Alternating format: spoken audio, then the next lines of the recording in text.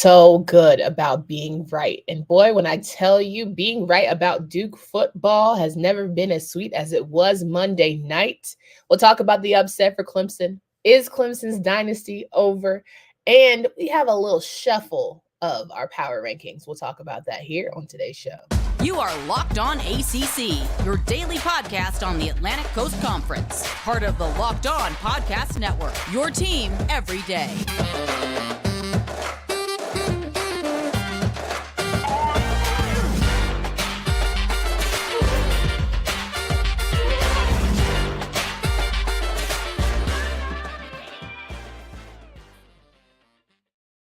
What's up, everybody? Welcome to today's edition of Locked On ACC. I'm your host, Candace Cooper, joined by Kenton Gibbs of Locked On Wolfpack.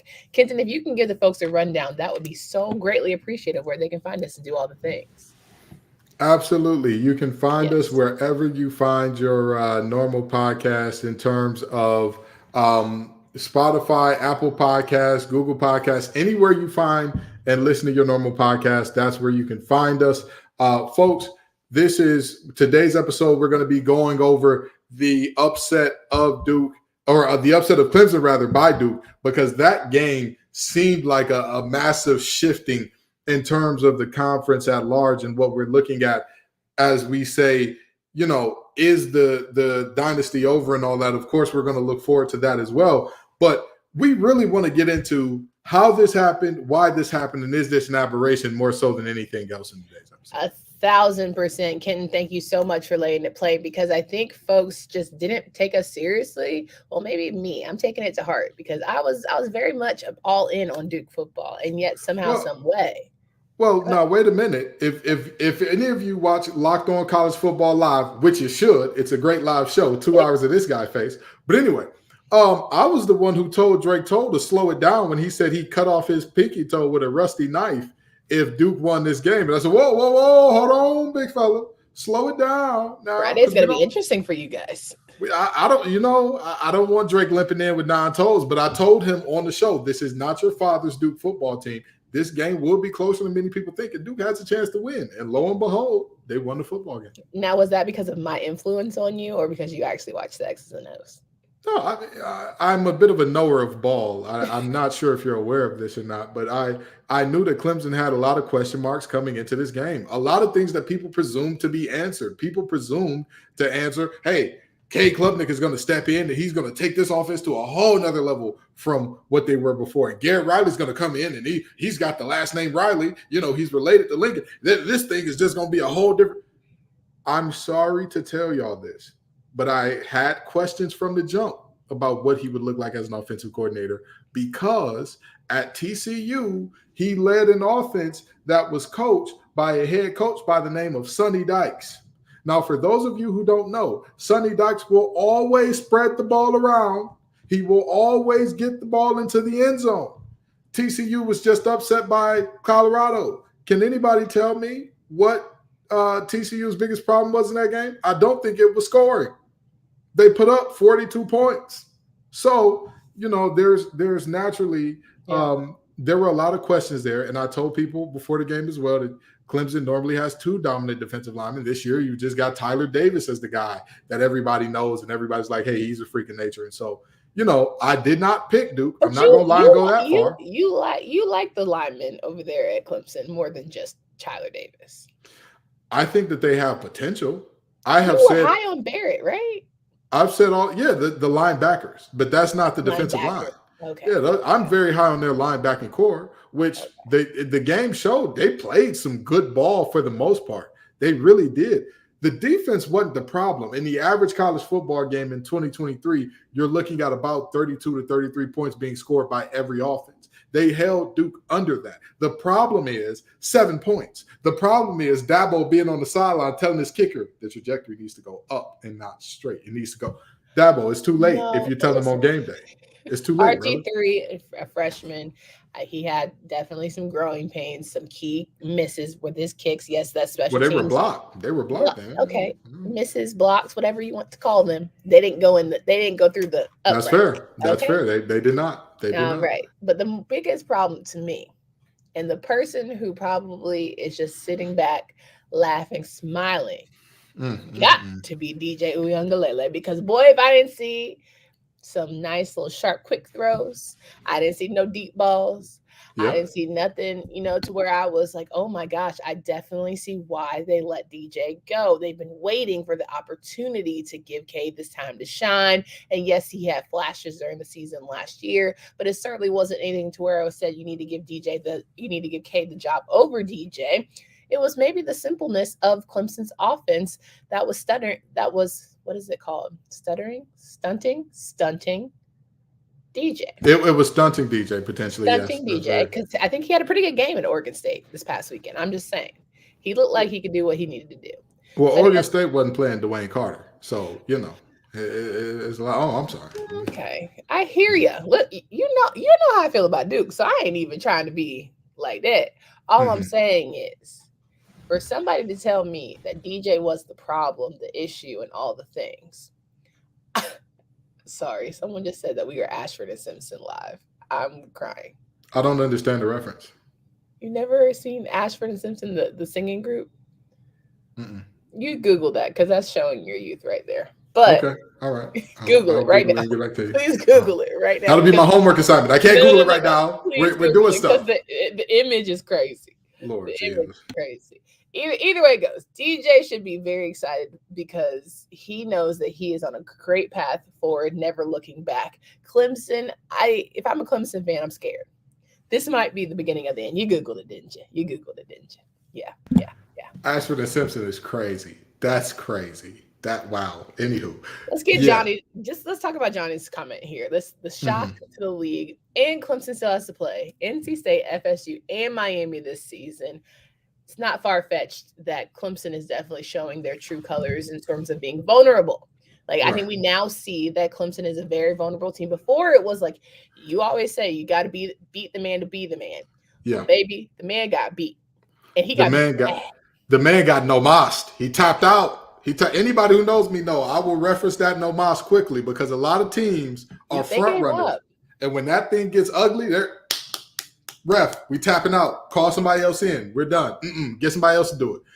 And that's what happened. That last offensive drive, it was clear that Clemson was not interested in the game anymore. They saw the fans descending on the field, and they said, all right, well, hey, Derek Lively's over there. Maybe we get his autograph or something before we head back to South Carolina.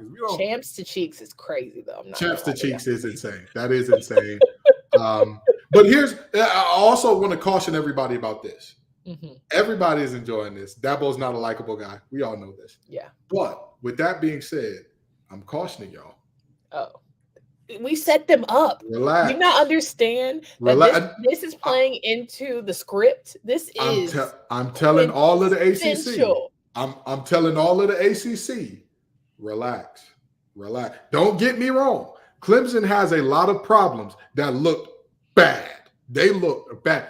They had problems in terms of, first of all, you have to have, if you're going to have a running game and that be your thing, if that's going to be you need to have an offensive line that is reestablishing the line of scrimmage. Their offensive line was stalemating at best and saying, well, our goal is going to be, if you ever seen Kicking and Screaming, get the ball to the Italians. And who were the Italians in this case?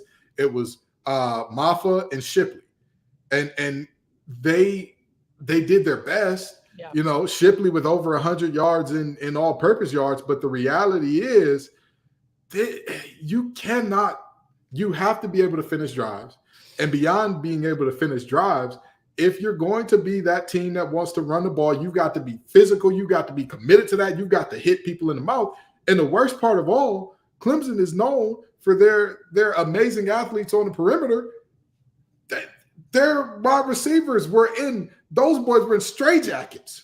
The Duke defensive backfield had those young men in straitjackets. So DeAndre is not walking through that door. Mike Williams ain't walking through that door. No, they are not. They are not walking through that door. Amari Rodgers ain't even walking through that door.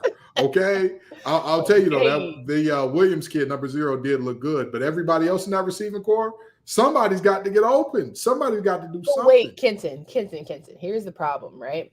Clemson shocked us so bad that we didn't even give Duke their rightful praise. That's how mind-blowing it is that the best team in the ACC for how many years? We ain't even following our own script because that's how shocking it is. You're not going to like this. You're not going to like this. A lot of people aren't going to like this. Duke deserves credit for winning this football game convincingly.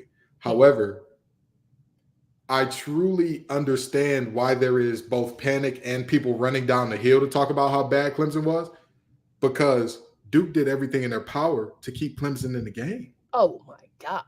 They did everything in their power. And if you look at the first half alone, Duke only allowed points in this game at all because of a Jalen Calhoun muff punt that he was trying to field off a bounce inside the 15-yard line. Right. Now, for those of you who don't know ball well, there's a general rule. If you're fielding it in the air inside the 10, you're generally doing something wrong. If you're fielding it on a bounce inside the 15, you're generally doing something wrong. Yeah. Both of those rules, well, actually, the in the air rule was fine, but the bouncing inside the 2015, that was broken, and that's what ultimately ended up getting Clemson a touchdown immediately after fans started chanting overrated. So they could have blanked Clemson. They should have blanked Clemson. They should have blanked them. But, and then you go beyond that and you say, well, other than that, Duke played a really clean game. Did they? They had an unforced fumble on a bad mesh at the end of the first half when they were supposed to take the lead. They're down 6-7. They're driving, execute a perfect 2-minute drill to march that thing on down in the field goal position to where they're at least going to walk away with 3. And then they completely something that Clemson's defense, even if you're playing against air, if you mess up the mesh, you mess up the mesh. That's just what happened. And a fumble pops out, Clemson recovers. So as much as I want to give Duke credit and say, hey, they played a clean game, they played a wonderful game. Absolutely not. There were multiple. 1,000%. But here's the problem, right? I think Duke sort of showed that they're not quite there yet. But how bad is it for Clemson that they're still not quite there yet and still beat them handedly? Like that's the scary part. And let's talk about that in here in just a second. But I want to remind our friends about our Birddogs. They make you look good. They have stretch khaki shorts that are designed to fit slimmer through the thigh and leg, giving you a truly sculpted look. Birddogs shorts do the exact same thing as Lululemon, but fit way better. They fit way better than regular shorts that are made of stiff, restricting cotton.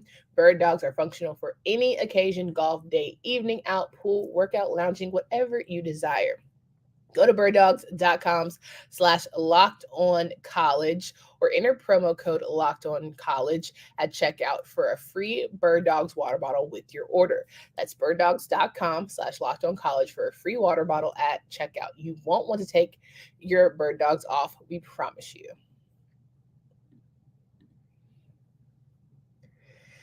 Kenton Gibbs and I talking through Duke's stunning win against Clemson last night to cap off an excellent week 1 for ACC football. And for those of you who have been paying any sort of attention to ACC football, it's anybody's game at this point because, listen, if Clemson, the team that has been dominating for year in and year out, the ones that we say look shaky, but they're still able to pull out wins, you can only be so mad at them, right? Yeah. Now that you did it, and you did it handedly, it's time. It's time to consider that the Clemson dynasty is over, and it's for the taking. Anybody can get it conference. Again, I'm cautioning everybody. No. Beware. And here's the thing. We're feeding into the Clemson script. Anybody who knows me knows. So here's a fun fact about me. And this is my solemn promise to you all, no matter how big I get in sports journalism, no matter how many shows I get on, no matter who wants me to do what, I will never vote for a top 25 inside of week 4. I just don't do that. That's not something I do because we don't have a big enough sample size. We're going off speculation from last season. And last season's guys, some of them are going to be in the NFL. Some of them are going to be graduated. Some of them are going to be transferred to other schools, whatever the case may be. I'm not comfortable. So we should have done away with rankings until week 4. That's something that I believe. But I mean, it's too much money in it now and too much, people got to have something to talk about 24/7. But I'll tell you this. This could be a moment where we look at, and this isn't the beginning of the end, but this would be a domino that if Clemson does, prove themselves to be slightly above average, just good this year, this will be one of those big dominoes that we look at in terms of all the things that led up to this, saying like, hey, this was not the Clemson that we Here's need. the thing, Ken. Here's the thing. And this is why I'm very excited. And I almost borderline definitely need your apology from you. Because you were so hell-bent on dogging the Coastal and so hell-bent on doing away with divisions and like, oh, the Coastal teams can't play with the Atlantic teams and blah, blah, blah. I'm just saying, divisionless ACC is pretty damn cool. And last night proved it. I'm so excited. Don't ever bring divisions back. Light the fires, kick the tires, Big Daddy, let's ride. So did Louisville beating Georgia Tech? Did that confirm that the Atlantic is just light years ahead? The best team in the Atlantic, who has been dominating the Atlantic for years, gets beat by arguably one of the worst teams in the Coastal. A 9-win team last year is one of the worst teams in the Coastal. That's one year. 1 year. I'm sorry, but Cutcliffe ain't walking those sidelines no more. Danny Dimes ain't there no more. You just can't apologize. It's okay. Listen, I will admit this. You can't admit that you talked about the Coastal team like Dirty Dogs. Oh, I absolutely did. Okay. Absolutely did. I'll absolutely hold that. But you can't say that when the team that put on for the ACC in the biggest way is an Atlantic team. When we talk about Atlantic Coastal matchups in week 1, I believe it's about even so far. And then beyond that, again, I'm looking at this thing from a totality standpoint. I just said I don't the totality. I just said I don't do rankings in the top 25 around the nation before week 4. And now you want me to come back and say, hey, Coastal, hey, friends, I know that y'all lost 8 of the last 9 ACC championships. I know y'all did. But I apologize for saying that y'all didn't belong here. Oh, and I know that all of those ACC championship games, a majority of them had a point spread that was double digits. But I'm sorry for saying that y'all weren't as good as the Atlantic. I'm sorry. This one game where one team beat another one team means that you all, despite the evidence to the contrary, that is a decade, maybe even longer running, shows us one thing. This one game changed it all. This is like Jesus dying upon the cross. It washed it away. Now I see why Riley Leonard kept going into the press conference saying God is good and so is our defense. Because that must have been the big man dying up on the cross all over again. Because he just absolved the Coastal of all their sins, according to Candace Cooper. That's not how this thing works. I'm sorry. Pitt literally won the ACC 2 years ago. So okay. First of all, who won it after them? On down. Who won it after them? On down. Who won it before that? I don't need help. And the year before that? Let me get my point out because you didn't talk for 3 minutes. I'm sorry. I don't need help. Thank you so much. Thank you so much. And your condescending apology. My fault. At the end of the day, Duke football, the one that everyone told me that I cannot believe you made that take. I cannot believe you said that. I cannot believe you did all the things. Duke football took down Goliath, something FSU couldn't do. Something NC State popped off one. Oh, okay. I get. Pay attention, real close. All right now.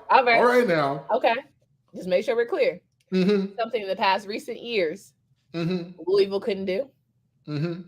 Boston College damn sure couldn't do. Yes, ma'am. Syracuse tried a couple times. Boston College can't take down NIU. Don't even bring them in this conversation. Leave them out this conversation. What are we doing? All I'm saying is they took down the head honcho. Yes. And now it's fair play. It's anybody's game. The best teams are going to be whoever is standing at the end. And that's what I'm enjoying right now about ACC football. That's it. Absolutely. And just a quick question, Candace. I wanna ask a question of if you know who this person is. And if you do, please. I hate when you quiz me. I really do, because you already know. Like, everybody's a football savant. You didn't know Ashford and Simpson, so go ahead. Do you know who Blake James is? See, that's ridiculous. The tennis player?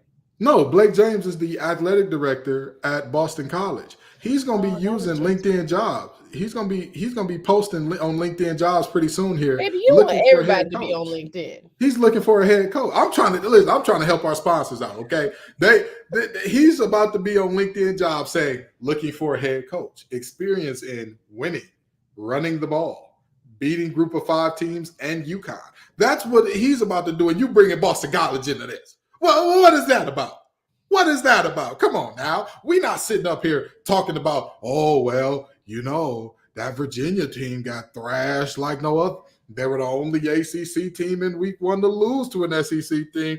Oh, that old Coastal. They just, I don't know. You know what I mean? All right, Listen, Papa. All right, I'll Papa. give Cut you. it down. I give you your guts. I give you your credit. I Thank give you you. your credit. You did. You know You the talked all Dukes. that. All I'm saying is you talked all that junk about the coastal, and I need you to pipe it on down. Because now what I'm telling you is, it's anybody can get it. Anybody can get it, and I think that's what makes it very exciting about the ACC right now. Because as a whole, we can come together as a unit. People talk so much junk about our conference. People talk so much junk about where we were going to Yeah, land and if we were yeah. going to exist. And like, listen, be all the shenanigans about what we can't, what we Let's cannot come back control. together as a conference. Let's come back together as a Hello. conference right now. Well, Let's what come we're back. saying is it's very exciting times because at first I was a little nervous, very Yeah, shaky.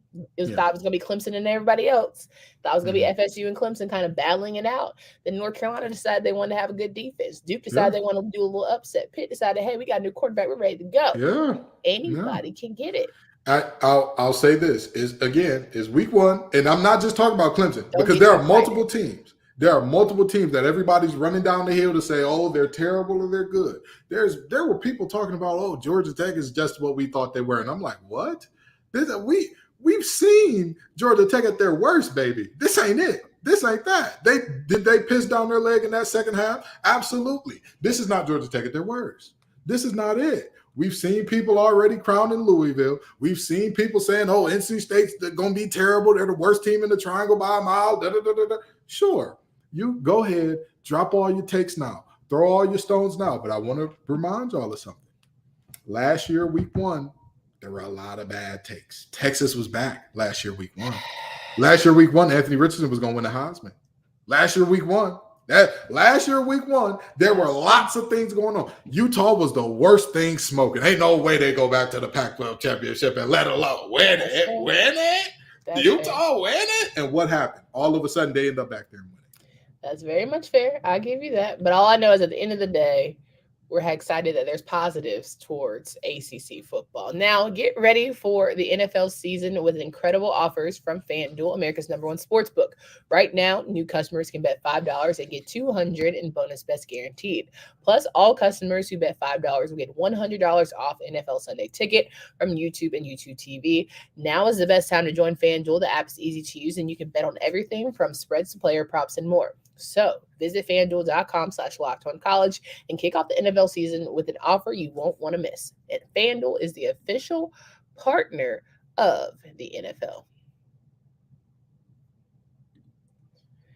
We're rocking and rolling. We're talking through Duke's stunning win, Clemson's dynasty potentially over, but more importantly than that, we're excited about ACC and the rankings that we have upon us here. So we don't want to keep you guys waiting. We know that you have been anticipating about who is going to be the top dog and all the things and who's at the bottom of the list. But before I get into it, remind you that we have fan polls. So we made sure that you guys have locked that in. Because of the Monday, the schedule got a little bit, back one day. So we want to make sure we get that in. So tomorrow, we're going to let you know how you guys fared as we prep and get ready for what will be a very exciting weekend of week 2 of ACC football. Cool? Mm-hmm. All right. FSU, the #1 team for the ACC. Pretty straightforward. Great job against LSU. Looked real good. Yep. Moments where, I'm sorry, Ken, I don't know if you read the comments about the FSU game, but they on your head about Jordan Travis. I just going to let you know. I don't care. That man made multiple plays that if you're playing against a better defense, that game looks extremely different. Extremely. Yeah, you ain't lying. #2, UNC, North Carolina, defense decided they want to show up. Can they show up consistently? They'll have a good matchup against App State. They need to get that lick back. So I'm hoping they hold them to about 2 scores, if that. I was fine with Duke or UNC going to #2 here. Both put on spectacular performances in week 1, and both had really addressed some of the questions about them, right? The questions about UNC, defense. What can they do? Well, here's what they can do. Negative rushing yards allowed. What can they do? 8 sacks. What can they do? Make Spencer Rattler look he looked like Oklahoma Spencer Rattler at times. It was just downright nasty. So, they did what they're supposed to do. Agreed. #3, we have Duke. The Duke Blue Devils, rightfully so, have earned their keep. Played both sides of the ball well. Riley Leonard looked like a stud. You suck is what his mom tells him, but he did not suck last night, and the defense definitely helped. There are still things to work on, as you mentioned, right? I think there was a lot of 3 and outs that if they had kind of calmed their emotions down were probably avoidable. but good lessons to learn as we move forward from that one. Yeah, I'm not looking at the offensive, the times that their offense couldn't get it going so much as the self-inflicted wounds. You cannot sure you can get away with Clemson game one doing some of the things that they did. Absolutely. You can't get away with beat Clemson any other time. Like if you played Clemson 9 times and played it the same way, Clemson would have figured that out. And not just Clemson. A lot of teams in the ACC, you're not going to be able to give, hey, I'm going to give you a treat, ball inside the red zone. Here you go. Hey, we're going to look like we're driving to take the lead right before half. Actually, no, we're not. Take the ball back. 5 trips to the red zone. Couldn't get it. Ooh, that's tough. That's tough. That's tough. Number 4, Pitt. Pitt looked great, right? They were rocking and rolling. They did what they needed to do. It still looked like a very strong team. We'll like to see them up against, a little more challenging opponent to see if they really are shaking out the way we think. But I like them at 4. Giving the last Coastal champ, the last of the Mohicans, a lot of love. And they deserve it. They deserve it. Again, it's early season, so it's speculation. You can only play who's in front of you, and Pitt looked dominant against who was in front of them. Number 5, Clemson. We don't want to knock them too far off because, the script says Clemson loves nothing more than to be an underdog, per Dabo Swinney. So if you write them off, ranked number 12, they ended up going to the national championship game. Ranked number 9, now they're number 25. This is their swan song of like nobody believed in us, everyone wrote us off. All I'm saying is the big man is getting them back for blaspheming, saying that the program was built in God's name, image, and likeness. He's getting them back. He said, I'm going to get my lick back. You ain't finna use my name all willy-nilly like this. Y'all ain't been right since that. No, but seriously, this is a situation where, they look terrible, flat out. They look terrible. You cannot have a kicking game that you can't trust to hit a chip shot. You cannot have a team that will not compete till the end. You cannot have a team that you have a quarterback that everybody's screaming and ranting and raving about, and yet y'all can't push the ball deep at all. Yeah, 5 is generous, but we're giving you 5 because we still know, you're still the champs. The championship still goes through. The ACC championship still goes through Clemson, South Carolina for the time being. Number 6, NC State. We fought about that one at the back of the house, but we're gonna let that one ride. NC State is another one of those teams. You cannot do what they did against UConn again. You can't. I would have loved to put them much higher. You can't. You know why? I would love to put them lower, but it's a show. We're two. At the end of the day, you cannot look at that team and say, "Hey, I'm not concerned about your tackles getting, beat like they stole something by UConn's D-line." Don't get me wrong. UConn's D-line is a lot better than most people think it is. It's much more experienced, many more playmakers than people think, a lot more depth. But that's the 3rd, maybe 4th best defensive line NC State will see. And this week, they have a huge test coming in, a massive test rolling in Notre Dame. So we'll see who they are. We'll see if they get knocked way down below base Gyron's Canes, or whether or not they hold still or rise up a little bit. We'll see. Well, speaking of number 7, Miami is right there. They didn't really play anybody in Miami of Ohio. That's why we put them where we did. But we still have confidence. And listen, the Texas A&M game is going to tell us everything we need to know. They're a top 5 program. They're a top 5 in the power rankings if they beat Texas A&M. Again, everybody wants us to run down the hill and praise teams or criticize teams and call them the worst thing in the world. It's week 1. We'll see. In the words of the light-skinned Canadian boy, I got high hopes for you fellas. We gonna see. Okay, that's for everybody. So Miami, that's where you are right now. Number 8, Louisville, which strong win against Georgia Tech. Not gonna take that away from you. Don't think you're better than the teams we've listed above yet.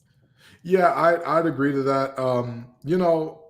This was a game which I really feel like, yes, there's a difference between you winning a game and another team losing a game. And it seemed like Georgia Tech did everything they could to lose this game down the stretch. As much as you want to believe in Key, as much as you want to say like, oh man, he motivates you to run through a wall. This team, we know that this is better than when the last regime was in there, but this team still has a lot of work to do. And so, Louisville barely beating them is a moment where you're like, hey, that took a lot. And that's why we have Georgia Tech at number 9. There's still, improvements to be made. Number 10, Wake Forest, feeling like, a good win out the gate against Elon, did what you needed to do, but that was a win that you're supposed to have, right? Absolutely. So there's that. Number 11, Syracuse dominated Colgate, but who doesn't dominate Colgate? Yeah. That's Whoop the strong. wheels Strong. off them boys. Whoop the wheels Let's off see them. I'm proud of that defense for holding strong and good for, Garrett Sherrill looking healthy and all the things. Now come up against an opponent, ranks might increase. Number 11, 12. Yes, 12. Virginia Tech. Virginia Tech beat ODU in a game that was, they controlled it for the most part. It wasn't too much of a, oh my God, what's going on? What's going to happen? Is ODU going to upset them again? Like I said, the team with Ali Jennings was going to win that football game. And who caught 2 touchdowns in that pass? None other than Mr. Jennings. That is, the official Ali Jennings Bowl, and he showed out. 1000%. UVA at number 13. They tried hard. Okay. They got a moral victory. And I think this weekend's going to be even tougher because they're going to do the whole, commemorative stuff. And I'm ready for these 2 games to go away so we can play football for them. I'll tell you this. That defense showed some promise. Yeah. That defense showed some promise. They went out there and they battled and they battled and they battled, and Heupel and Bazooka Joe and that high-powered offense, it took them some time. Yeah. To do anything there. So, hats off to them. But as a team that's saying, hey, just playing a game is a victory, it's tough. That's a tough one. To end the group, Boston College at number 14. It's challenging. Jeff Hafley, he better show something. And I mean something. He better have a new starter. I know that. Or else he gonna be out that door. He ain't gonna make it to 3 games. He's not. Castellanos breathed life into this team. He did. That's your QB1. Jethro. Can we make some eye contact right now, friend? That's your QB1. Don't play with it. That's your guy. But with that being said, you lose to a group of 5 team, you get bottom of the conference ranking. You struggle to run the ball against a group of 5 team when the offensive line is supposed to be this new and improved, and we're back to Boston College football. Them ain't no Eagles. I know what the Eagles look like. I know when they had Andre Williams and them thighs so thick he couldn't wear jeans. I know what that offensive line is supposed to look like. That ain't it. 100% agree there. Those are our power rankings. You let us know what your power rankings are. Can't wait to hear the feedback in YouTube. If you haven't checked out Kenton's instant reaction from the Duke Clemson game, you're doing yourself a disservice. We always appreciate when fans talk to us because we certainly talk back. We have a lot more to give to you guys. Like we said, we're going to reveal your week 2 polls. We're going to go over just where you voted so we can keep our running tally because right now y'all are ahead of us. Right, we all took the L. We all thought Clemson was going to pull it off last night. So it's 8-4, 9-3. Fans have 9-3. So I love it. I love the energy. Let's keep up the momentum. Let's keep all the hype going. Final thoughts, Kenton. It's week 1. Congratulations to Duke. Congratulations to Duke. That's a hell of a win. Hell of a ball game there. It's still week 1. There's still a lot of ball to play for everybody. I know that you think your team is the best thing in the world and everybody else is the worst right now. Most of you played FCS teams. Yeah, you did. You did. So what we're going to do is we're going to keep our eyes posted, and based on what happens throughout the season, we'll adjust those power rankings. We promise. For Candace, Cooper, and Kenzie Gibbs, I hope we see you guys tomorrow. Until next time.